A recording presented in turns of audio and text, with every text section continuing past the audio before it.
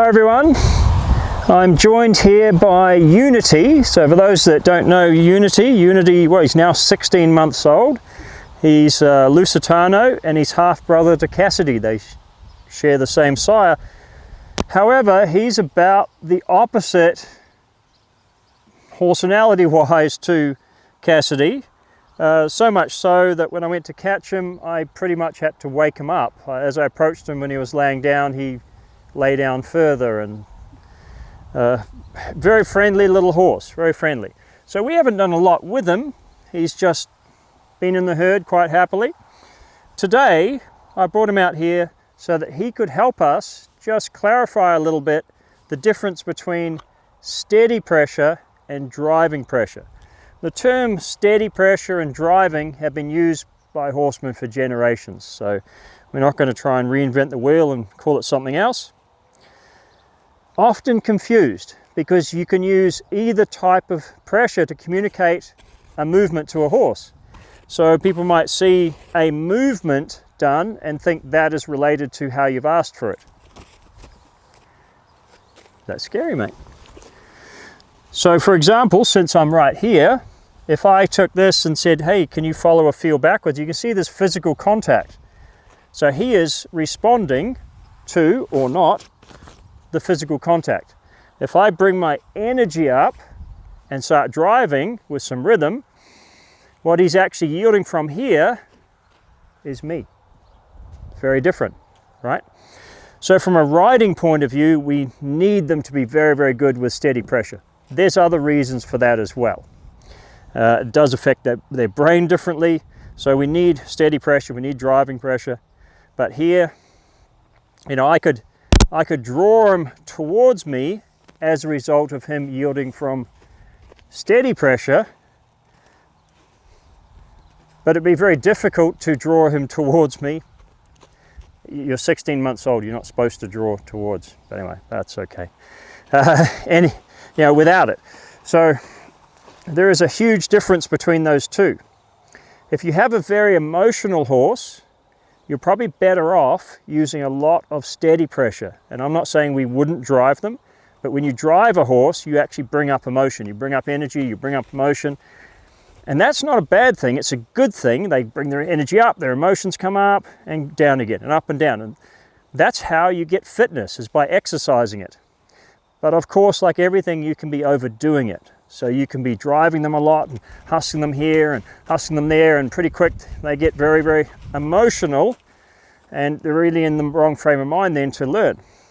He's not that type of horse. He's probably not going to get as emotional as a lot of other types of horses. Whereas steady pressure,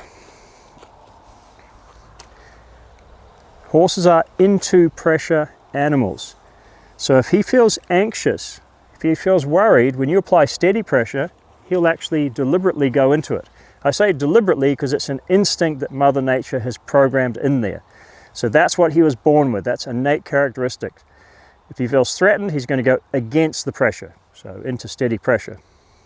So it's a really good one for us to determine just where he is, how he's feeling.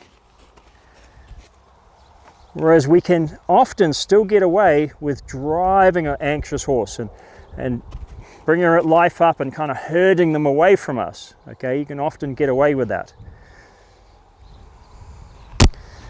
Now we might teach an individual movement by either starting with driving them and then put on the physical cues for the purpose perhaps of riding. Example of that might be sideways. I might teach a horse initially with a rail, I guess. I might teach them the movement of sideways, and that moving sideways or laterally is an answer.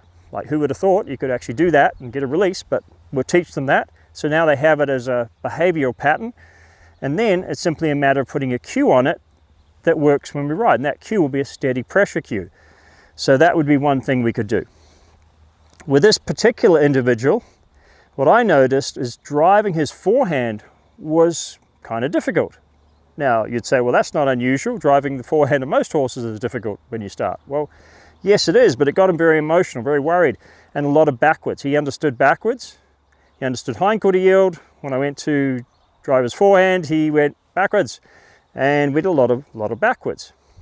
So I persevered for that for a while, and I thought, well, okay, whilst I could continue driving and getting to where it works, an easier way perhaps to do it is create the pattern of behavior through steady pressure, even though it's going to be quite some time, probably about 3 years until I'm thinking about doing my first ride on this horse. What I could do here is use the steady pressure of, I want you to go in this direction, so your nose starts going there, and this is how I want you to go, by moving that foot across, that shoulder across. So I could start going, this is how we want it, there, and then there, and there, and then there, okay? Now you'll notice there was no backwards in there. It's the same yield. I was trying to drive them there and there was lots of backwards. Very different for their brain. Very, very different. So now it's just all about the steady pressure, and where's the release from that? If he tips into my hand, I tip his nose away. There we go. There we go. Okay, for a 16-month-old, that'll be fine. So then, establish that. Of course, you establish it both sides. Establish that, and then say, right, now if you've got an established pattern, could I drive you? So let's see, can we drive him?